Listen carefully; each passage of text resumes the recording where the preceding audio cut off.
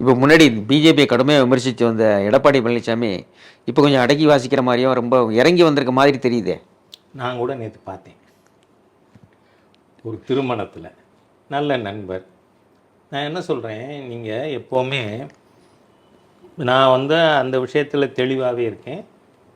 BJP யாரோட கூட்டணி வைக்கணும் என்னங்கிறத முடிவு செய்ய வேண்டியது நேஷ்னல் பார்லிமெண்ட் போர்டு. நாளைக்கு இன்னென்ன கட்சிகள் நம்ம கூட்டணியில் இருக்கும் ராஜா, வேலை பாருங்கன்னா பார்ப்பேன். ஆனால் இப்போ நேற்றைய முன்தினம் கூட நான் உள்துறை அமைச்சரை பார்த்துருக்கேன். அவர்கிட்ட என்ன வேணாலும் பேசுவோம். எங்கள் கருத்தை சொல்லணும்னா அங்கே சொல்லுவோம். அவர்கள் எங்களுக்கு என்ன செய்யணும்னு வழிகாட்டுவாங்க. அப்படி இருக்கிறத ஒரு தேர்தல் கூட்டணி என்பதெல்லாம் எதை வச்சு வருது, நம்மளோட இம்மீடியட் கோல் என்ன அப்படிங்கிறத வச்சு.